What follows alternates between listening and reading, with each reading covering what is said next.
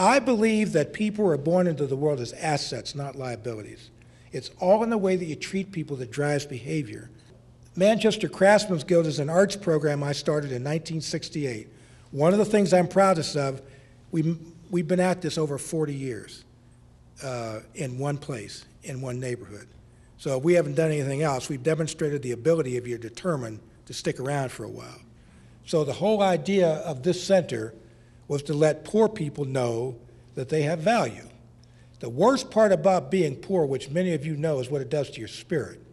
Poor people never have a nice day. Most of the time, they don't even look at the sun anymore because they don't have any reason to look at it. So the whole theory of my center is if you want to work with people who've been given up on by life, you have to look like the solution and not the problem. So when the ex-steel workers, you remember them? We used to make steel in Pittsburgh. Well, they're scuffling. And we train them for new lives, and welfare mothers and single parents. All the people that nobody wants to deal with is who I specialize in, quite deliberately. People are a function of environment. If you don't remember anything else I say for the next couple minutes except that environment drives behavior, then you understand where I'm coming from. If you want to solve the problem of the poor, you have to look like the solution and the vision that they're looking for, not the one that they have. I wanted to build a beautiful environment so that our students know that they're beautiful people. And the arts does it because it transforms the environment in a gentle and soft way. Oh, by the way, in 24 years of operation in this multi-million-dollar building, I've never had a fight, a drug or alcohol incident, or a police call, and no theft, and no graffiti.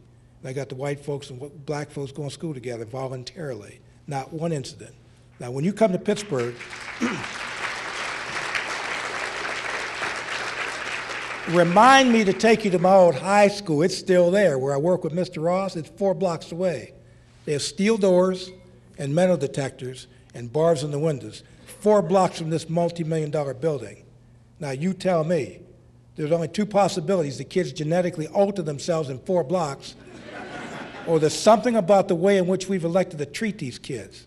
And I'm telling you, that's the answer to this thing. You got to treat kids and adults like world-class citizens, and more often than not, they'll behave that way. So I got these 500 kids, and last time we looked, we took a little snapshot. 90% of the kids were in college of the group that we evaluated, and 92% graduated from high school. So what we figured it out is there's nothing wrong with the kids, that affection and good food and celebration can't cure. Now, I know that you guys are nonprofits, and I'm glad to be here with you because I think I'm one of you. And I can appreciate how difficult your work is, how you're swimming upstream like one of them salmon every day of the week trying to get enough money to do what you do, probably very well. And I'm sure you get discouraged. Well, every once in a while, you get a sign that you're on the right street. In my case, it was a fellow named Freddie Fu. He happens to be Chinese, and he's the head of orthopedic medicine for the University of Pittsburgh Medical Center. And he said, I want you to come out to I'm the head of the American Orthopedic Association this year, and I want you to come out and be the speaker and bring some of them slides with you. I said, all right, that's cool. So I did my little presentation, got an extraordinary ovation from these guys. And Freddie said, I told you they'd connect with what you're doing. So we're in the receiving line, Johns Hopkins, Yale University, Mayo Clinic. All these docs are really excited about the story, and they want to help me when I come to their town. And one of the docs came by and he said, thank you, that was pretty extraordinary. I said, well, I'm glad you liked the speech. He said, no, I'm one of your kids. I graduated from your ceramics program when I was in high school. That is called a beam of light from some higher power that just gives you the right message that you're on the right street. Just stay with it, man. We're now starting to build centers around the country. Now, we don't own them. I don't want to own them. This isn't McDonald's. We ain't stamping out franchises.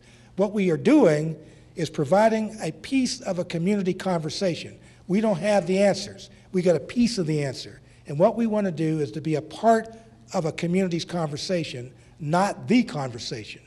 And these are cities that are now in planning. You see New Haven? We think that we can add some value to your community conversation. The even better news is I ain't moving to New Haven. I'll stay in Pittsburgh where I belong. But we're going to find somebody here who lives here to run this thing. And if I haven't done anything else here today but to make a couple of friends, then I think that I've done my job. And God bless you for who you are and what you do.